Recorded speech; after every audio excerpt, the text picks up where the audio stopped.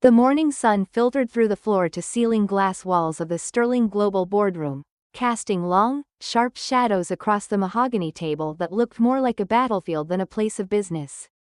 Julian Sterling adjusted his silk tie in the reflection of a silver carafe, his eyes cold and distant. At 35, he was the youngest black billionaire in the city's history, a man who measured human value in quarterly growth and stock options. To Julian, the world was divided into those who drove the machine and those who were merely grease on the gears. He didn't just walk into a room, he occupied it, his presence demanding a silence that felt heavy and suffocating for everyone else. Across the room, Arthur Vance moved with a quiet, practiced precision that Julian found deeply irritating. Arthur was 62, his back slightly curved from decades of service, and his right leg dragged just a fraction of an inch. A permanent souvenir from a roadside IED in a desert halfway across the world. He wore his security uniform with a crispness that bordered on obsession, his silver hair neatly trimmed under his cap. On his lapel, a small, weathered American flag pin sat just above his bronze star. He wasn't supposed to speak during board meetings, but as he ran his handheld scanner behind a sprawling server panel, he saw the telltale flicker of a blue spark. It was followed by the faint, acrid scent of ozone and burning plastic. "Excuse me, Mr. Sterling," Arthur said, his voice a low, gravelly rasp that cut through the CFO's presentation on overseas acquisitions. "We have a serious electrical arc in the primary server housing. I need to clear this corner of the room and call maintenance immediately." "It's a significant fire hazard, sir." Julian didn't even look up from his tablet at first. He simply held up a hand, palm flat, signaling for Arthur to be silent as if he were shushing a barking dog. The CFO stopped mid-sentence, the room falling into a tense, awkward vacuum. Julian finally turned his head, his lips curling into a sneer that didn't reach his eyes. He looked Arthur up and down, lingering on the man's scuffed orthopedic shoes and the fading fabric of his uniform. "Arthur, was it?" Julian asked, his tone dripping with a condescending sweetness that felt like a slap. "I'm curious. Does your job description involve electrical engineering? Or does it involve standing by the door and making sure the door stays a door? Because right now, you're doing a lot of talking and not much standing." "Sir, the wiring is overheating," Arthur insisted, his face flushing a deep red. He stepped forward, gesturing to the panel. "If that insulation catches, the halon system will trigger. This whole floor will be under lockdown in seconds. I've seen this happen in the field. We need to move." Julian let out a sharp, jagged laugh and leaned back in his leather chair, spreading his arms wide to the surrounding board members. "The field? You hear that, everyone? Sergeant Pepper here thinks he's still in a foxhole. He thinks because he can point a rifle, he can tell me how to run a billion-dollar data center." Linda, Julian's chief of staff, leaned in close to him, her voice loud enough for the entire table to hear. "It's the age, Julian. These older veterans, they get confused. They're a liability to the modern image we're building. They have that outdated, alarmist mindset. It's really quite disruptive to the workflow." Julian nodded, his expression hardening. He picked up a thick leather-bound folder containing the merger contracts and held it out at arm's length over the plush carpet. His grip loosened and the heavy folder hit the floor with a dull, disrespectful thud right at Arthur's feet. "Pick that up," Julian commanded. His voice was no longer sweet, it was a razor. Arthur stared at the folder, then up at the man he had protected for the last 3 years. The silence in the room was deafening. He could feel the eyes of the young, wealthy executives on him, some looking away in embarrassment, others watching with a sick, voyeuristic curiosity. Arthur's knee ached as he looked down at the floor. "I'm a security lead, Mr. Sterling, not a janitor," Arthur said quietly, his dignity holding his spine straight despite the insult. Julian slammed his fist onto the mahogany table, the sound echoing like a gunshot. "You are whatever I tell you to be. You are a relic, Arthur. You're a slow, insubordinate old man who is lucky I even let you walk through these doors. You want to talk about hazards? You're the hazard. You're a ghost of a past era that has no place in my future." Julian stood up, leaning over the table until he was inches from Arthur's face. The smell of Julian's expensive, woody cologne clashed with the faint smell of smoke still drifting from the wall. You're done. You're fired. Pack your junk and get out of my building before I have the police escort you out in handcuffs. I want your badge on the desk in 30 seconds, or I'll make sure you never even get a job as a crossing guard in this town. Get out. Arthur didn't blink. He didn't shout. He simply looked at Julian with a profound, bone-deep pity that seemed to unsettle the younger man more than anger ever could. Without a word, Arthur reached up, unpinned his security badge, and placed it gently on top of the folder on the floor. He turned and walked toward the door, his limp more pronounced than usual, leaving the boardroom in a silence so thick it felt like the air itself had turned to lead. As the heavy oak doors clicked shut behind him, a single spark jumped behind the server panel, unobserved and hungry. The cold, sterile air of the boardroom seemed to evaporate, replaced by the thick, humid scent of a summer storm in the city 2 decades ago. The memory hit Julian like a physical blow, though he didn't realize it yet, his mind still clouded by his own perceived brilliance. 25 years earlier, the streets of this very city didn't offer a view of the skyline. They offered a view of the gutter. A 15-year-old Julian stood shivering in a rain-slicked alleyway, his heart hammering against his ribs like a trapped bird. Behind him, the charred remains of his father's small grocery store still hissed in the downpour. The shop had been their life, their ticket out, but the local gangs had decided that protection was a bill his father couldn't pay. 3 older boys, their faces obscured by hoodies and the jagged shadows of the alley, circled Julian. One of them held a rusted pipe, tapping it rhythmically against a trash can. They didn't want his money, they wanted to break the spirit of the boy whose father had dared to say no. Julian backed away, his sneakers slipping on a discarded oil slick, his eyes stinging with a mixture of rainwater and tears of pure, unadulterated frustration. He felt the brick wall press against his spine. There was nowhere left to run. Just as the boy with the pipe lunged forward, a flash of blue and red light reflected off the wet pavement. A heavy, authoritative footstep crunched on the gravel. A young police officer, fresh-faced but with eyes that had clearly seen the horrors of a foreign desert, stepped into the light. It was Arthur Vance, though back then, his back was straight as an iron rod and his stride was effortless. He didn't draw his weapon, he didn't need to. He simply stood there, an immovable mountain of a man in a dark blue uniform, the badge on his chest gleaming under the flickering street lamp. That's enough, the young officer Vance said, his voice a calm but terrifying rumble. You boys have 2 choices. You can spend the night in a cage, or you can disappear into the dark right now.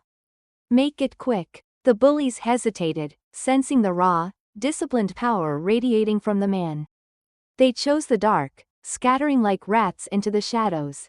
Julian slumped against the wall, his legs finally giving out. He waited for the officer to lecture him, to tell him he shouldn't have been out so late, or to ask why his father's shop was a pile of ash. Instead, Arthur knelt in the mud, ignoring the grime ruining his uniform. He reached out a large, calloused hand and placed it on Julian's shoulder. You okay, son? Arthur asked, his voice softening. Julian couldn't answer, he just stared at the man's combat boots, wondering why a stranger would care. Arthur reached into his pocket and pulled out a worn leather wallet. He took out 2 $20 bills and a 10, likely his last bit of cash before payday, and pressed them into Julian's trembling hand. Listen to me, kid, Arthur said, looking Julian straight in the eye with a gaze that demanded attention. The world is going to try to break you. It's going to try to turn you into the very people you hate right now. Don't let it. You keep that fire inside you, but you use it to build something, not to burn others down. Use this for a meal and a bus ticket. Get home. Return to the present, and the ghost of that memory flickered in the back of Julian's mind, but he smothered it under layers of expensive wool and ego. He watched the elderly Arthur Vance limp toward the boardroom door, seeing only a broken old man who had outlived his usefulness. He didn't recognize the hand that had once fed him. He didn't see the man who had given up his grocery money so a kid wouldn't go hungry. Julian's lip curled in a final, ugly sneer as he turned back to his board members, his heart as cold as the glass walls surrounding him. Arthur paused at the threshold, his hand trembling slightly on the heavy brass handle. He turned his head just enough to look back at the billionaire sitting in the high-backed chair. For a fleeting second, Arthur's eyes searched Julian's face, looking for even a spark of that young boy who had once been so grateful for a second chance. He saw nothing but a stranger wearing a crown of thorns he had mistaken for gold. "You've forgotten what it's like to be protected, Julian," Arthur said, his voice barely a whisper but echoing through the silent room like a funeral bell. "You've built a tower so high you can't see the ground anymore. God help you when the walls start coming down, because you've fired the only man who knew how to hold them up." Julian let out a sharp, mocking snort and waved a hand dismissively. "Save the poetry for the soup kitchen, Arthur. Get out of my sight." As the door clicked shut, Julian felt a strange, fleeting chill in the air, a premonition of a storm he thought he had escaped 25 years ago. He didn't realize that by cutting Arthur loose, he had just cut his own safety line. The tycoon sat back, adjusting his gold watch, unaware that the countdown to his own destruction had just begun. The walk from the executive floor to the lobby felt like a march to a gallows that Arthur had built with his own loyal hands. The elevator doors opened to the grand atrium, a space of white marble and echoing glass, where two junior security guards, young men Arthur had personally trained, stood waiting. They wouldn't look him in the eye. Their gazes were fixed on the floor, their shoulders slumped in a posture of collective shame. Julian hadn't just fired Arthur, he had ordered a public purging. The young guards moved to his sides, not as colleagues, but as escorts, ushering the man who had taught them everything out into the cold afternoon air like a common criminal. At the front desk, Sarah, a young receptionist with tired eyes and a kind smile, watched the procession with a trembling lip. She remembered the rainy Tuesday last month when Arthur had stayed 3 hours late to help her change a flat tire in the parking garage, refusing to take a single dollar for his time. She started to stand up, her hand reaching out as if to stop the momentum of the injustice, but a sharp, cold cough from behind her froze her in place. Linda, the chief of staff, was standing by the elevators, her arms crossed and a predatory smirk playing on her lips. She checked her diamond-encrusted watch and gave Sarah a look that clearly said, "Sit down if you want to keep your paycheck." Sarah sat, her knuckles white as she gripped the edge of her desk, forced to watch her mentor be discarded like yesterday's trash. The heavy glass doors hissed shut behind Arthur, the sound of the city's indifferent traffic rushing in to replace the silence of the tower. He walked 3 blocks to the bus stop, his cardboard box of belongings feeling heavier with every step. When he finally reached his apartment complex, a graying brick building that smelled of boiled cabbage and damp concrete, he found his neighbor, Mrs. Higgins, standing on the front stoop. She was a woman who lived for the misfortune of others, her phone already out and recording as she saw Arthur's box. "Oh, look at this," she squawked, her voice like a rusty hinge. "The big military hero finally got the boot, did he? I knew it was only a matter of time before they realized a man with a limp and a 1,000-yard stare wasn't fit for a luxury lobby. This is a respectable neighborhood, Arthur. We don't need people who can't pay their way bringing down the property value. I already talked to the landlord. If that rent check isn't in the box by Monday, don't bother coming back inside." Arthur didn't reply. He couldn't. His throat felt like it was filled with dry sand. He climbed the 3 flights of stairs to his small unit, the silence of the hallway amplifying the frantic beating of his heart. Inside, he sat at a small kitchen table cluttered with medical bills, stacks of paper with bright red, past due, stamps. His eyes drifted to a photo of his granddaughter, Lily, a bright-eyed 7-year-old whose smile was the only thing keeping him from the edge. Without the Sterling Global Health Insurance and the senior lead salary, the specialized treatments for her respiratory condition would stop. The thought hit him harder than any physical blow ever could. He picked up the phone, his hands shaking as he dialed an old contact at a high-end private security firm. He just needed a foot in the door.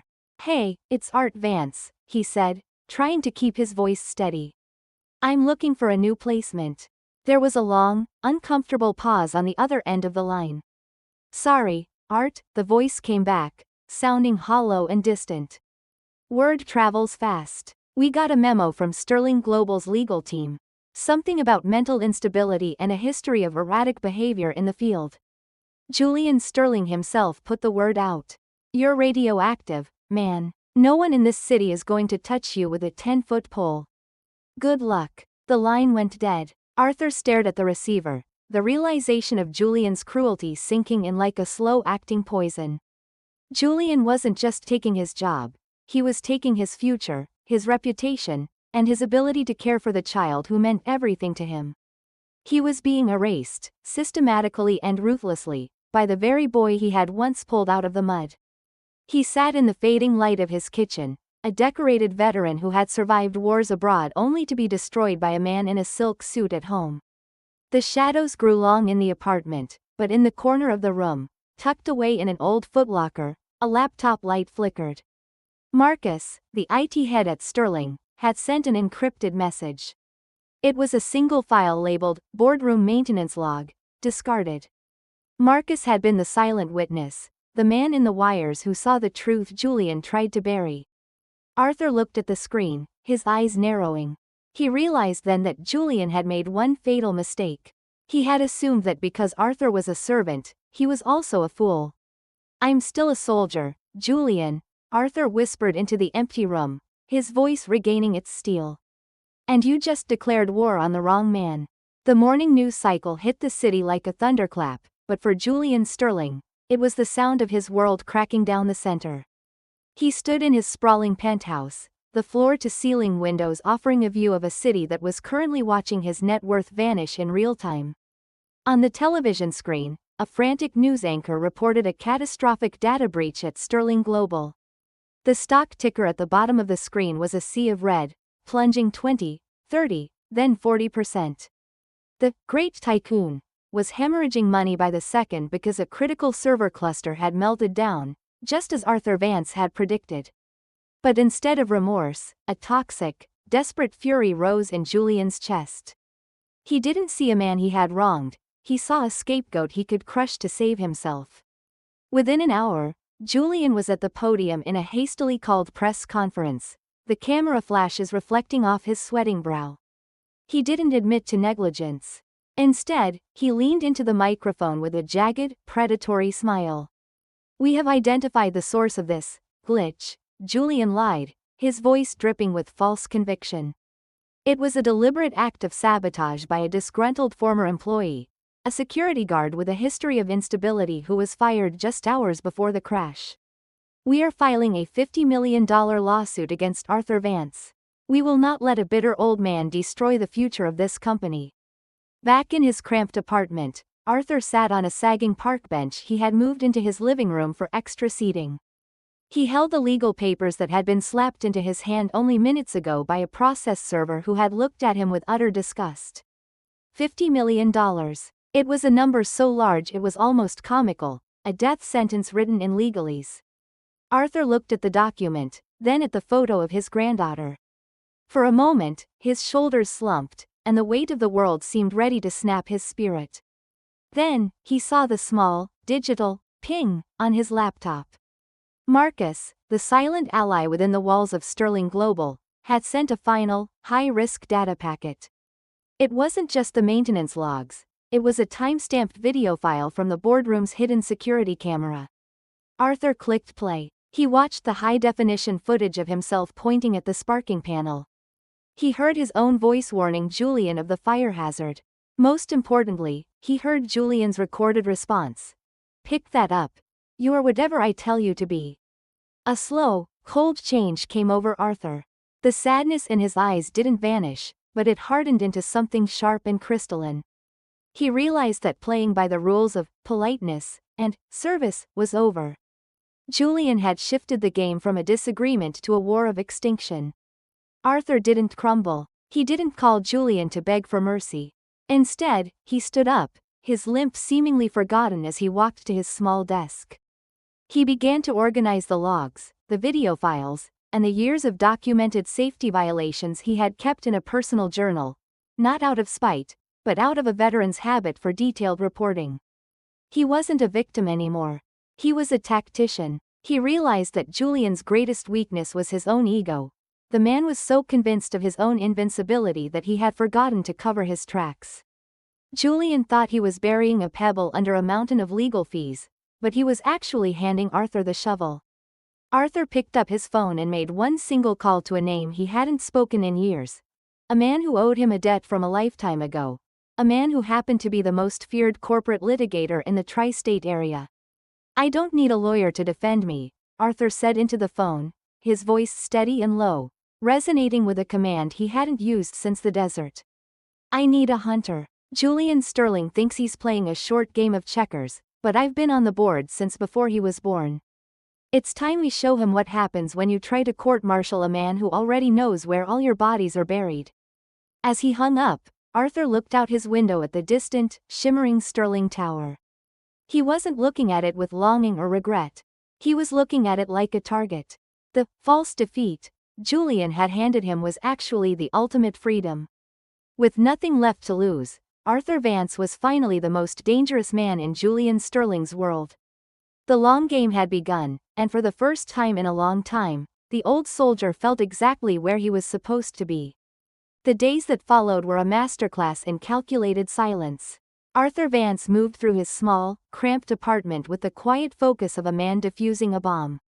While the rest of the world saw a disgraced veteran sinking into the shadows of poverty, Arthur was busy constructing a digital and legal fortress.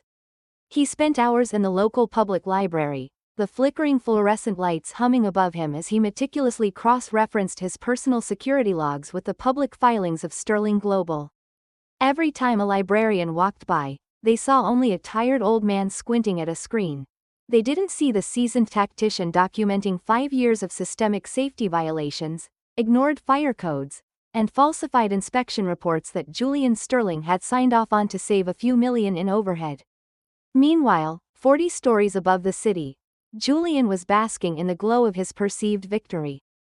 He stood in his private lounge, the clink of ice against crystal punctuating his laughter as he toasted with Linda and a group of sycophantic investors. To Julian, the Arthur problem had been solved. He had crushed a bug under his heel and used the scandal to pivot the narrative away from his own technical failures. He joked about the old man's $50 million heart attack when the lawsuit hit, laughing at the thought of Arthur trying to find a lawyer who would work for bus tokens and military stories. He felt invincible, a god in a silk suit, completely oblivious to the fact that the foundation beneath his feet was being methodically chipped away. In the quiet corners of the Sterling Tower, the shifts were changing. Marcus, the IT head, continued to work in the shadows, his fingers dancing across the keyboard to redirect internal server logs to an offshore cloud drive. Every time Julian barked a command at him or treated him like an invisible servant, Marcus simply nodded, his eyes fixed on the progress bar of a file transfer.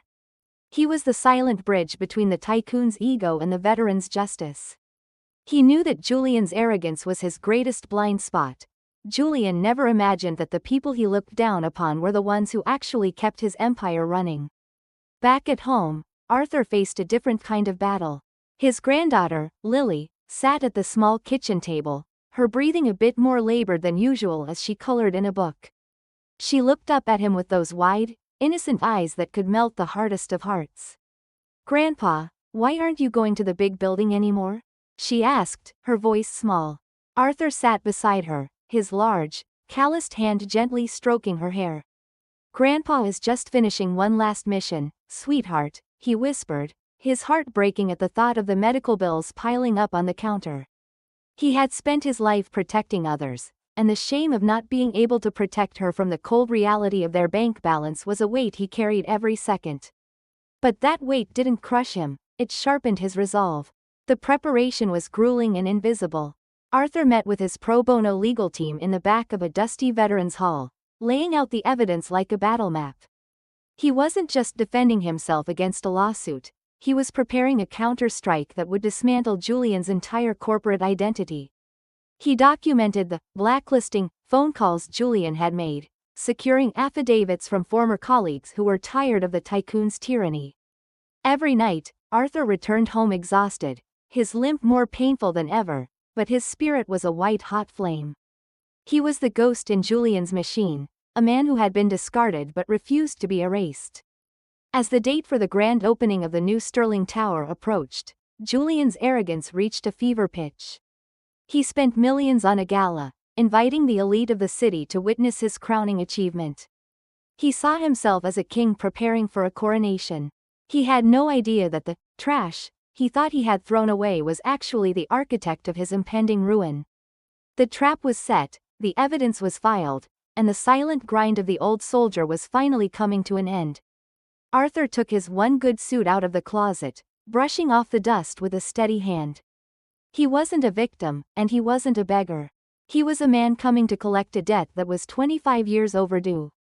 The grand gala for the opening of Sterling Tower was a symphony of excess, a glittering display of power designed to cement Julian Sterling's legacy as the king of the city.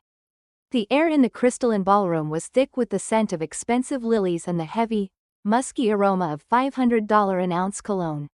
Men in silk tuxedos and women draped in diamonds drifted across the polished marble, their laughter tinkling like ice in fine crystal.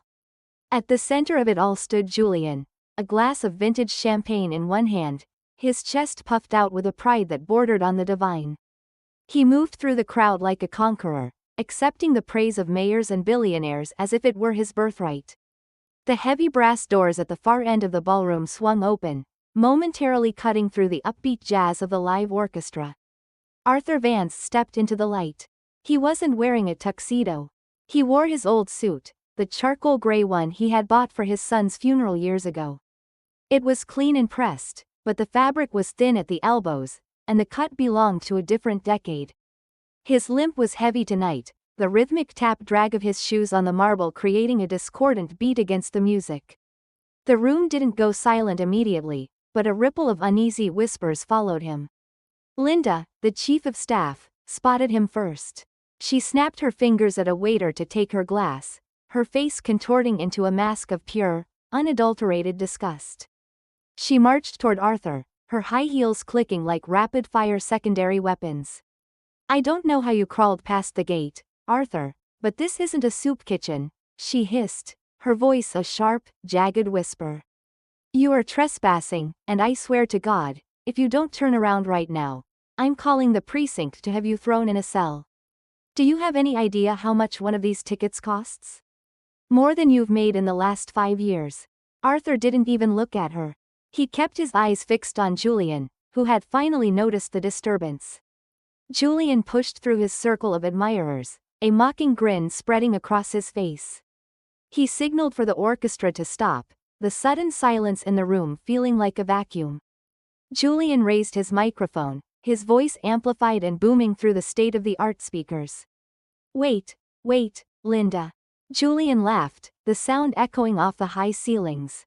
"Let him stay. It's not every day you get to see a ghost at your own wedding. Look at this, ladies and gentlemen. This is the man who tried to sabotage this very building. A man who couldn't even keep a door secure, yet here he is, trying to join the elite. Tell me, Arthur, did you come here to beg for your pension back? Or are you just here for the free shrimp? Give him a drink, someone. He looks thirsty for a handout." A few of the younger executives chuckled, the sound cruel and shallow. Julian walked closer, his expensive leather shoes squeaking softly on the floor. He leaned in, the microphone still live. "I told you I'd destroy you, Arthur. I told you there was no place for relics like you in my world. Look around. Everyone here is a winner. And you? You're just the trash I forgot to take out." The sub-characters in the room watched with varying degrees of shock.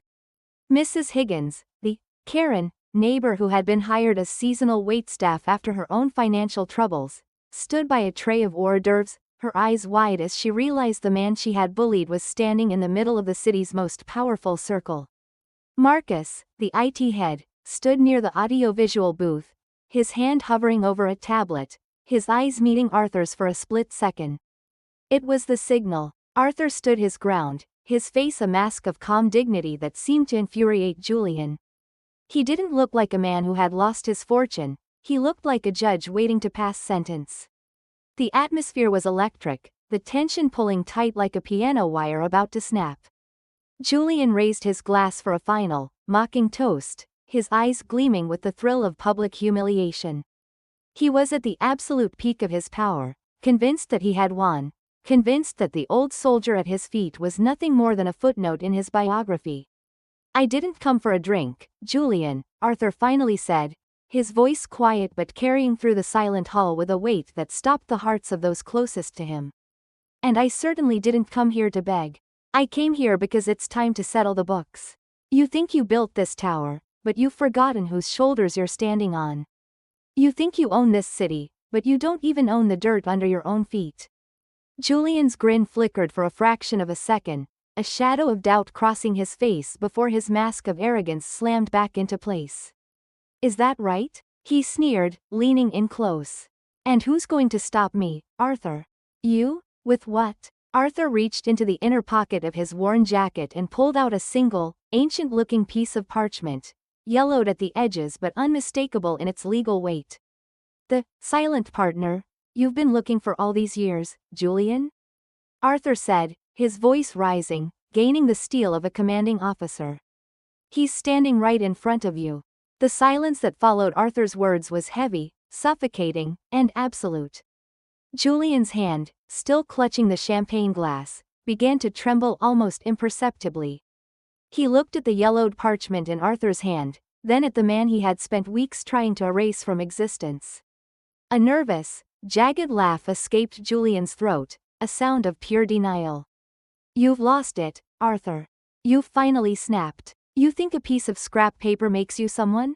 You're a security guard. You're a nobody. Security, get this man out of here now." Julian screamed, his voice cracking under the weight of a sudden, cold terror. But no one moved. The security guards, men who had once taken orders from Arthur, stood like statues, their eyes fixed on the giant screen behind the gala stage. Suddenly, the upbeat branding loop of Sterling Global vanished, replaced by a flickering, high-definition video feed. The room gasped in unison. It was the boardroom. The footage showed Julian, his face twisted in a sneer, standing over Arthur. The audio boomed through the ballroom's $1 million sound system, every word crisp and damning. "Pick that up. You're whatever I tell you to be," the digital Julian sneered from the screen. Then, the footage showed Arthur pointing directly at the sparking server panel, warning of the impending fire. The very fire Julian had claimed was an act of veteran sabotage. Julian's face went from a flush of anger to a ghostly, sickly white. The color drained from his lips as he watched his own lies broadcast to the most powerful people in the country. But Arthur wasn't done. He stepped onto the stage, his limp gone as he stood tall under the spotlight, his voice ringing out with the authority of a general. "You see, Julian, when your father's shop burned down 25 years ago, the land it sat on didn't belong to the city. It belonged to my father. He never sold the air rights. He left them in a trust for me. And when you needed a silent partner to fund your first startup, you didn't get that money from a bank. You got it from that same trust, managed anonymously by the man you just called trash." A tall man in a sharp charcoal suit stepped forward from the shadows of the VIP section, Arthur's lead attorney. He held a leather portfolio as if it were a weapon. "As of 10 minutes ago, a court injunction has been granted," the lawyer announced, his voice echoing through the stunned silence. "Due to systemic fraud, evidence tampering, and the violation of the moral turpitude clause in your operating agreement, the board has voted to remove Julian Sterling as CEO, effective immediately. Furthermore, the land rights claim has been verified. Mr. Vance, as the primary stakeholder of the land and the original investor, is now the legal executor of this corporation's assets." Julian's glass finally slipped from his fingers, shattering on the marble floor with a sound like a gunshot. He looked around the room, his eyes wide and wild, searching for a single ally. He looked at Linda, but she was already backing away, her eyes fixed on her phone as she tried to delete her call history. He looked at the investors, but they were already turning their backs, whispering about damage control. Julian's knees buckled. He grabbed the edge of a linen-covered table to keep from falling, the fabric bunching under his sweating palms. "This isn't possible," Julian whimpered, his voice now small and broken, the sound of the terrified teenager from the rain-slicked alley. "I built this. This is mine. I'm the tycoon. Arthur walked to the edge of the stage and looked down at the man who had tried to destroy him. He didn't look angry, he looked disappointed. You told me to pick up the folder, Julian, Arthur said, his voice a low, steady rumble that commanded the entire room. Now, look at your feet. Your pride is all over the floor. You might want to pick it up before the police arrive to escort you out. At that moment, the grand doors of the ballroom opened once more, but this time it wasn't a veteran entering. It was two uniformed officers and a federal agent. They didn't stop to talk. They walked straight through the sea of silk and diamonds, their handcuffs jingling with a cold, metallic finality. Julian tried to backpedal, nearly tripping over the broken glass of his own toast. As the steel cuffs snapped shut around his wrists, the reality finally hit him. He wasn't the king. He was never the king. He was just a boy who had forgotten that every tower is only as strong as the man standing guard at the door. Arthur watched in silence as they led Julian away, the old soldier finally finishing the mission he had started 25 years ago.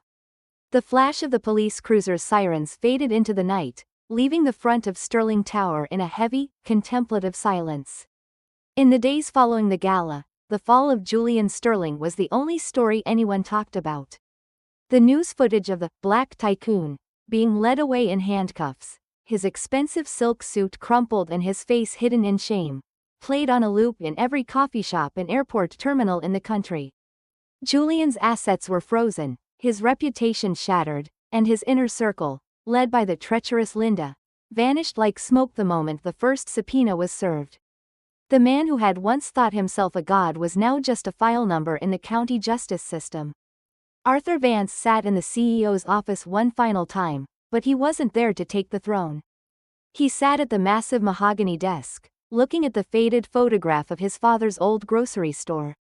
His first act as the interim chairman wasn't a stock buyback or a merger. It was the establishment of the Vance Veteran Legacy Foundation, a multi-million-dollar initiative designed to provide housing, healthcare, and high-level job placement for returning service members. He walked down to the lobby, where Sarah, the young receptionist, was still at her desk. She looked up, her eyes wide with a mix of awe and nervousness. Arthur didn't wait for her to speak. He handed her a folder, not to be picked up off the floor, but placed firmly in her hand. It was a promotion to floor operations manager, with a salary that would ensure her children never knew the sting of want. 5 years passed with the quiet, inevitable rhythm of a life well lived. The Sterling Tower had been renamed the Unity Center, and its top floors were no longer a playground for the elite, but a bustling hub of community development and veteran support. On a warm Tuesday afternoon, a man in a faded, orange high-visibility vest walked along the sidewalk outside the center. He moved slowly, his back slightly bent as he used a long metal claw to pick up discarded coffee cups and candy wrappers from the gutter. This was Julian. His prison sentence had been followed by a long period of court-mandated community service. He didn't look up as the expensive cars drove by. He didn't sneer when a businessman in a hurry accidentally brushed past him, knocking his trash bag over. Julian didn't scream about who he used to be. He simply knelt, his joints popping, and began to pick up the mess with a quiet, humble patience. A sleek black SUV pulled to the curb, and a man stepped out. Arthur Vance looked older, his silver hair now a snowy white, but he moved with a grace that transcended his limp. He watched Julian for a long moment, seeing the transformation that only the hard truth of rock bottom can bring. Julian finally looked up, his eyes meeting Arthur's. There was no fire of hatred in Julian's gaze anymore, only a profound, weary recognition. Arthur walked over and reached into his pocket. He pulled out a $50 bill and pressed it into Julian's hand, mirroring the gesture from 25 years ago.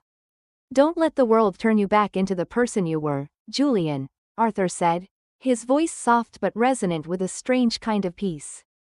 Julian looked at the money, then at the man who had both saved him and broken him. For the first time in his life, Julian Sterling didn't have a witty comeback or a demand. He simply nodded, a single tear carving a path through the dust on his cheek. Arthur turned away, walking toward the park where his granddaughter, Lily, was waiting for him. She was healthy now, her laughter ringing out across the green grass as she chased a golden retriever through the sunbeams. Arthur sat on a bench, feeling the warmth of the sun on his face, knowing that the books were finally balanced. He had learned, through fire and through fortune, that true power isn't about how many people you can command or how much gold you can hoard. Real success is measured by the shadows you lift others out of, not the ones you cast over them. As the sun began to set over the city he had helped protect, Arthur knew the greatest lesson of all. Karma isn't a shadow that follows you to punish you. It is a mirror that eventually shows you exactly who you chose to be. Success is alone, but character is the only thing you truly own.